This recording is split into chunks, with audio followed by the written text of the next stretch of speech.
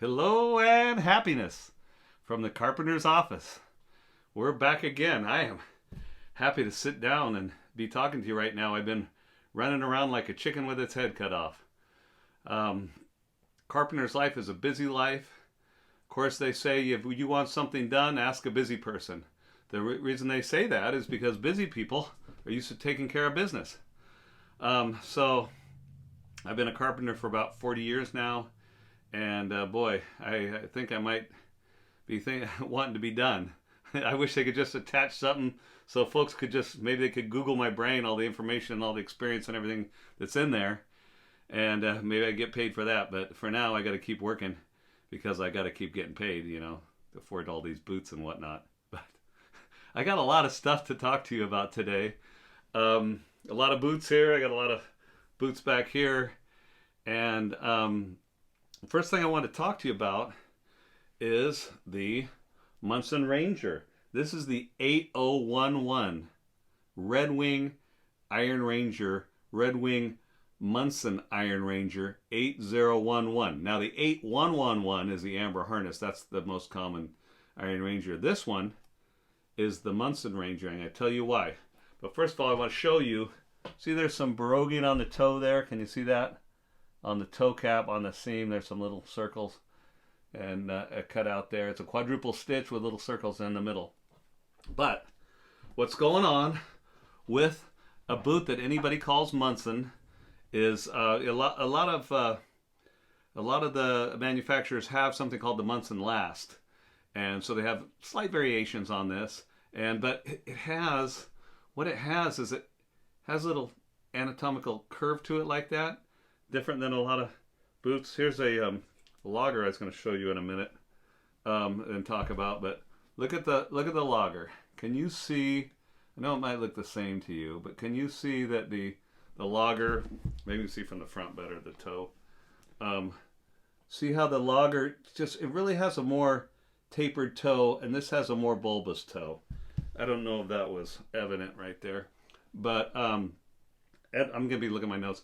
Edward Munson was a brigadier general in the Army, U.S. Army, highly decorated cap from World War I, and was the professor of military hygiene. This dude measured like 2,000 guys' feet and discovered that to have a bigger toe and a more curve out here is better for guys' feet. If you're a work boot guy, I don't know, maybe you're not. One of the problems I have is with the work boots, the Red Wings, is, get a brand new pair of work boots. I mean, you can look at your old work boots if you get the same model, and they look way different. They look kind of bigger and mushroomed out, all around in here. And you may think that it's conforming to your toes, but I don't know. I think these boots are making my pinky toe conform to them because it's like, ow! For the first couple weeks. And what I do and what I recommend, what I tell the guys is don't wear your boots out all the way before you buy your next pair of boots, so that when you put your new boots on and you have that pinky toe rub, that terrible crushing of the pinky toe, and you get in extreme pain middle of the day or end of the day, have that old pair of boots just thrown in the back of the pickup. Who cares if they get scratched up? They're old, and you could swap out and throw those on. And it takes me usually about 6 weeks. So that's about maybe 30, 12-hour days of continuous wear to start feeling like it's really comfortable and broken in. And even the ones, if you're having pinky toe pain, if you're like a heritage boot guy, you're not a construction guy, but maybe you're an office guy who likes the style, man, that's great. But you have to get a lot of wear in order to get that pinky toe conformed, or the boot conformed to the pinky toe. And it takes a while. So that is why one of the reasons why this cat, Edward Munson, Brigadier General, developed the Munson Last in 1912. They used it on boots, the Army, all the way to the 1960s. Here is, I think this is a Type 2 boot. You can see, look at that. See that curve right there? See that kind of banana curve going that way? Munson Last. These are, you've seen these before. These are like some some replicas that I got. And they also have the broguing on the toe. I think they're from a company called At the Front. If you look online, these replicas At the Front. They have military paraphernalia and memorabilia and uniform boots and stuff for guys that do reenactments and whatnot. Also, you can see this is an actual Cochrane or Addison. This is a jump boot, Korean War era jump boot. You've seen this before. I got this. It belonged to a gentleman because I know his name and serial number is his tag number is written on the inside of the boot there. And but this I wanted this boot because of the same boot that I wore out that my dad had in the Korean War era, and also the Munson Last. See the curve there? See the bulbous toe? Now I want to show you something. Okay, so check it out. I'm going to show you. These are the 8087s. Yeah, the slate mule skinner. Okay, regular Iron Ranger. Okay, this is what we're all buying now. Regular Iron Ranger. Okay, let's see if we can see it now. This is the Munson Ranger. I don't know if you can see it. I don't know if it's really evident on the camera, but this one is just a little bit wider. Let me get the other boot. Oh, this boot. Okay. It looks the same. Okay, it looks the same here. But when I'm looking down at it, okay, and I don't know if you can look down and see that. Look at the golden, the orangish looking one. Can you see that this toe is more bulbous than the other toe? Okay, that's what's going on with the Munson Ranger. And there's a funny thing that I noticed when I was looking at all my Iron Rangers and preparing to talk about the Munson Ranger is I got this. This is the Indian motorcycle collaboration. I've showed you this before. It is the Indian Motorcycle Spirit Lake 8-inch Iron Ranger and the 4313. This is a weird thing. I don't know if this is a factory defect or it's just me or it's the boots are different. But look at can you look how much smaller the toe is on the Indian one, or is it just that stitch line on the cap toe is closer to the tip of the toes? I don't know. But if you look at probably this one, because it's a little bit smaller of a toe than a regular Iron Ranger, you can see that this one is the bulbous one. At least I can. I can look at him from right here. Let me hold him like that. You can see it good right there. You can see it well, sorry. Okay, see how much wider this one is right here. Therein lies the difference between a regular Last and the Munson Last. It's got a curve here, which is a little bit more drastic, and so it kind of bananas out this way too. It curves more here. What it does is the foot goes like that a little bit more, and so you can Google this guy Edward Munson and the Munson Last, and they got like pictures of feet inside boots and how it looks inside the boot, and that's what he did. So I am tickled pink to have these 8011 Iron Rangers, and they've been on my grail list for a while. So everything that I know about the Munson Ranger and the Munson Last, that you could see that it's a little bit more curve over here, curving over, and then the toe is a little bit bigger. So that's what I'm talking about there. Now, I also got and acquired these 4919 Red Wing 4919 steel toe logger. Okay, they have a interesting sole. It is Vibram. It's the same sole that's on my 16-inch Westco Voltfos. It's different. It's not a very deep sole. These ridges are only like 1/8 of an inch deep. If you can see, it's not super deep. It's not like a regular Vibram lug sole like most loggers have.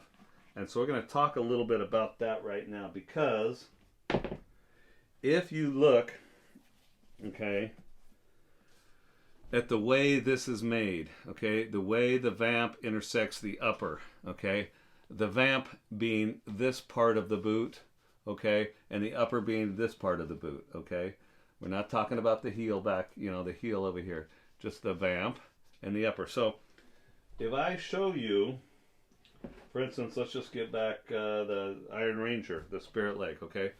Look how on the Spirit Lake, see right here, these two lines curve down and the vamp goes under that curved stitch line of the upper right here. Okay, so on the 4919 here, okay, look, the vamp goes across the upper and it's like doubled, pretty much like a lineman's patch.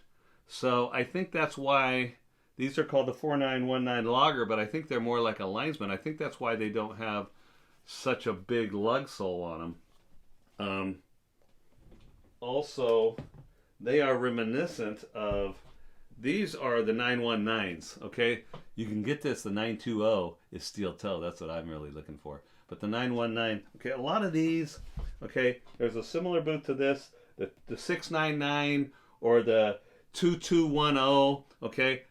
They have it, the vamp regular. You know, it's regular. It's the vamp is tucked under with that seam right there, those two seams, it's tucked under the upper, okay? On the 2210 Red Wing Black Logger or the 699, okay? So these ones that I collect, okay, they have a better, look, that one has an old leather welt on it. These ones, it seems like I don't know the 2210, but the 699, I'm pretty sure they have like a cheesy plastic welt, like a Thorogood or something, man. I don't really like it. You know, Daddy doesn't really like plastic welt. But it is a cool boot, and it is steel toe. And so I acquired those. They were really kind of ugly and dirty, had mud all in here, and it just didn't look good in the picture, but I couldn't see that there was a lot of scratches or abrasions when I got them. There's a big cut in the toe right there. I don't know if you can see it right there. But they were pretty cheap. You know, I just looked on Facebook Marketplace and eBay, and I cleaned them up, and these are beauties. I put some false tongues in there, some little American flags, new laces, and these will be future work boots, or at least when the old guy, that's me, by the time I get to these, I maybe just put on some steel toe boots just to go out and help the guys every now and again. Is that what I wanted to say about that? Yes, it is. Okay, so the last one that I picked up is these are all Red Wings today, by the way. These are all Red Wings, everything I got in here, except for the Korea Cochrane or Addison. I can't tell which one it is. I can't, it's so old. That's a cool boot, huh? Look at that. That's amazing.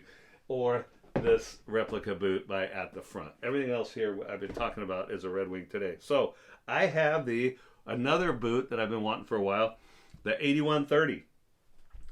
This is from 2011. It is the leather. It's the 8130 black chrome, and I don't know if it's chrome tanned.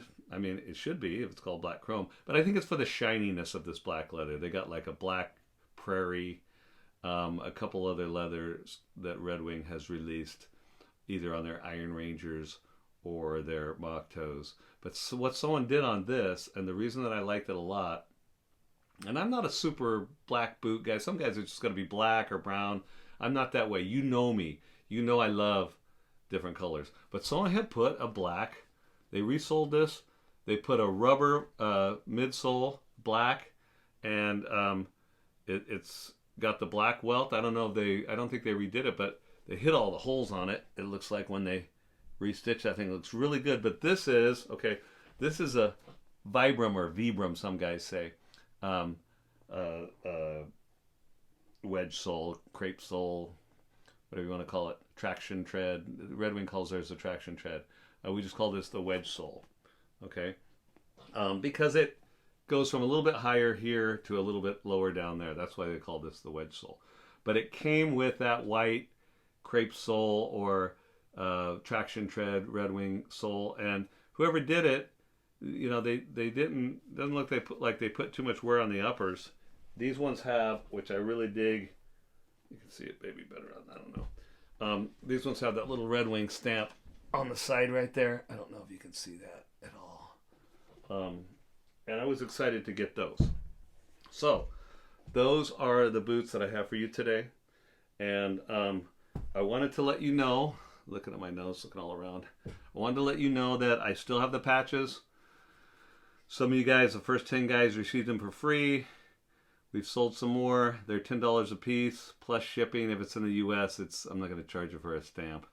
But also, if you buy anything from me, I'm going to include a couple stickers now. They're just like the patch, but a little bit smaller and kind of a weird angular looking thing the way they made them. But those are still available for $10.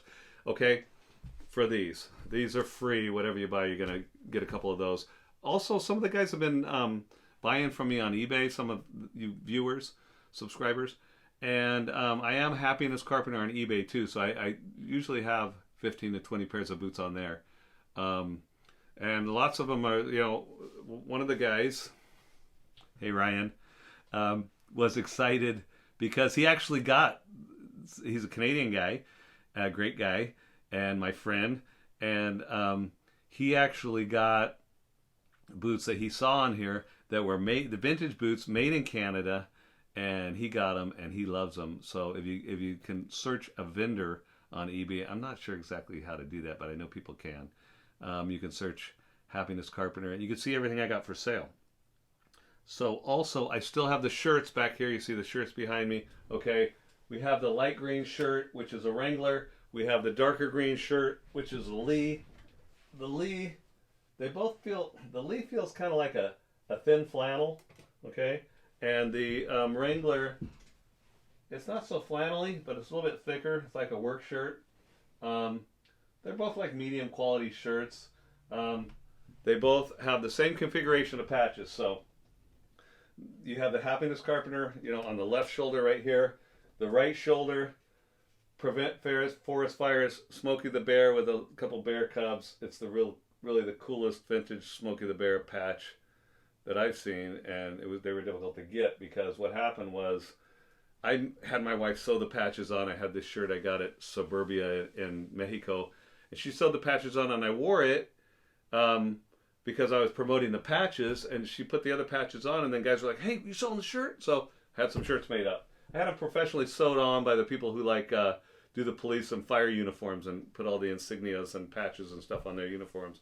So they did that for me, and so yeah, it has Happiness Carpenter, Smokey the Bear, has the Red Wing shoes patch right on the right chest, and then on the left pocket, the California grizzly bear. It's like you know, like our flag, our state flag here in California. So those are still available. Those are $165 plus shipping, and I got a few different sizes, and I can have more made up. Now, this is what I'm thinking about doing is I've been going places. I think you know if you watch previous videos, I went everywhere here in Northern California with my kinfolk from Mexico that came, and I went to Yosemite, some historical places in San Francisco, and so everywhere I went, I bought like a stack of patches, and lots of those places that you buy something, it's going towards the national park system, so it's really good. So I think what I'm going to do, if people are interested, is if you buy the shirts, there's going to be like installments of patches. We might say like $10, and the patches were probably, I don't know how much the patches cost. Some of them are 7, 8, 12, whatever. It's whatever they're charging in these gift shops. But we'll just say $10, and then I'll mail you the next patch. And you have your wife, your girlfriend. Maybe you're a sewer. I don't know. I can sew. My grandma and mom taught me a little bit of crochet and sewing. I'm really not very good at it. My wife does that for me. And so, but you could have someone, or you could take it to a place, and we could continue on, and I can put my patch on. You could put the next. I'll put the next patch on, and then I'll put the other patches up for sale. So we might. I don't know how many patches will look good on these shirts, but we might add a few more patches that way. So that is just about everything that I have for you today. Um, thought I had some more notes of something that I wanted to talk to you about, and yes, I do. And what I wanted to talk to you about, in fine, finally today, is that you have value. You, the guy sitting right there, looking at the phone, look at the computer, the TV. Not the other guy. I'm not talking about the other guy. Yeah, I'm talking to all of you, but you. You are wonderful. You are beautiful.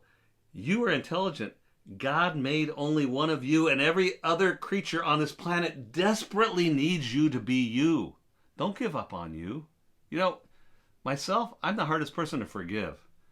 I'm so mean to myself sometimes. And I know many of us get down on ourselves. God didn't create any trash. I'm sorry. These are my spiritual opinions, you know. But God didn't create any trash. All people have value. All people are necessary. If you think of your body, I don't know if you ever took like a biology class in junior high or high school or college, all you smart people. But if you, sometimes what they did for us, I think in 7th or 8th grade, we took our thumbnail or whatever, we scraped a little bit off of the inside of our cheek, the inside of our mouth, and we put it on a slide and sandwiched it there between the glass, and we put it under a microscope, and you could see the cells. So, you know, different cells from different parts of your body, when you put them under a microscope, to an untrained person, it's just a cell, you know? So I think of all of us like that. I think of all of us, we may be the cell from the hair, we may be a cell from the hand, we may be a cell from the butt cheek. They're different cells, I reckon. But you know what? We can get by without a few from here, a few from here, a few from there. It doesn't really matter. But all of them is make up who we are. Every cell combined, the billions or trillions or however many of them are, make up the body of the human being. And we don't want to hate one cell or one group of cells or one area of cells. We need all the cells. We want all the cells. We don't want them to die. We want them to be healthy and to live. And so that's how I think of you. And I think that's how you should think of yourself and other people around you. Cells in the body of humanity. I think there's only one race of human beings. If you got a black cat and a white cat, they're both cats, man. An orange cat, a gray cat, they're all cats. They don't look at, oh, you're an orange cat. Whoa, you know. I don't know. They're just cats. And so I don't think there's a huge difference between us.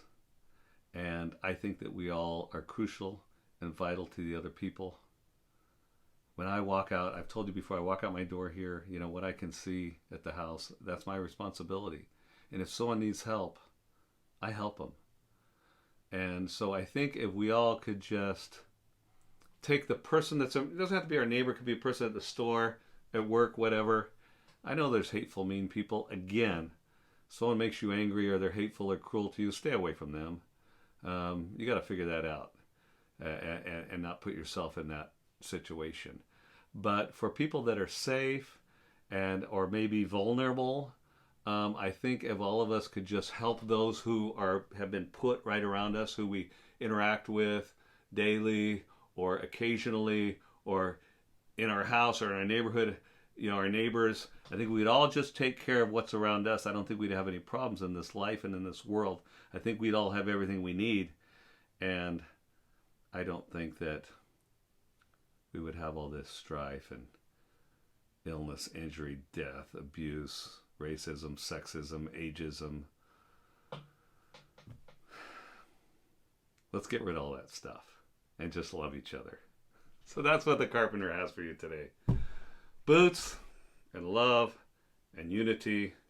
And I want you to have a good day, have a good week.